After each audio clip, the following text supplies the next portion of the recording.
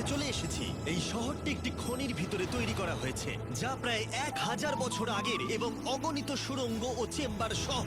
আমরা কি ভয়াবহতার মধ্যে পড়বো কে জানে। এই সিঁড়ি যা এই শহরে নেমে যাচ্ছে এই সিঁড়ির বয়স কত? আমাদের থেকে বয়স্ক। ঠিক আছে, এখন আমরা নিচে আছি। সিলিংটা একবার দেখো কত উঁচুতে। ওয়াও!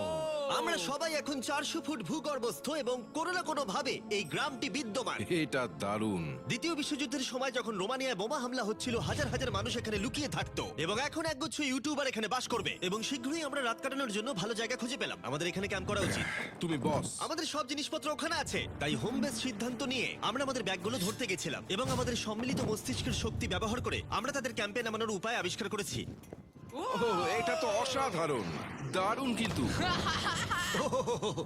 আমরা সবেমাত্র জল থেকে মাছ ধরা শেষ করলাম।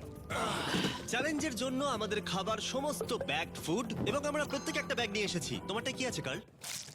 এটা অন্য কারোর মনে হচ্ছে। হ্যাঁ, ঠিক বলেছো। এই জায়গার ক্রেজিয়েস্ট অংশ কি জানতে চাও? আমরা এই ভূগর্ভস্থ শহরের কিছুই দেখিনি। আমাদের চারপাশের দেয়ালগুলো একগুচ্ছ সুড়ঙ্গ লুকিয়ে রেখেছে। আমরা এখন যেটাতে আছি তার মতো বিশাল একটা চেম্বারও আছে। কোথায়? ওই দিকে। যাই হোক, এই ছেলেরা যা জানে না তা হলো এই টানেলগুলো এক্সপ্লোর করতে আমাদের সাহায্যের জন্য আমি প্রতিদিন একজন বিখ্যাত ইউটিউবার নিয়ে আসছি। কিন্তু যত বেশি ইউটিউবার আমাদের সাথে যোগ দেবে, এই শহরটা তত বেশি বিশৃঙ্খলার মধ্যে পড়বে। তুমি এই মাত্র এখানে এসেছো, আমরা বুঝলে? একটা যুক্তিসঙ্গত সময় ঘুমাতে যাচ্ছি, কারণ সকালে আমি একটা বড় সারপ্রাইজ দেব। কি বলছো তুমি? আন্ডারগ্রাউন্ড সিটিতে প্রথম দিনটা সফল হয়েছে। তাহলে সকালে দেখা হচ্ছে। Good morning! কেন ভাই? আজকের দিনটা দারুণ হতে চলেছে। সকালে প্রথম জিনিস, আমি আমার বড় ঘোষণার জন্য সবাইকে লিফটে নিয়ে গেলাম। আজ থেকে প্রত্যেক দিন সকালে একজন বিখ্যাত ইউটিউবার আমাদের সাথে যোগ দিতে চলেছে। আমাদের সারপ্রাইজ গেস্ট ওই দেখো নেমে আসছে। জিডিয়ান!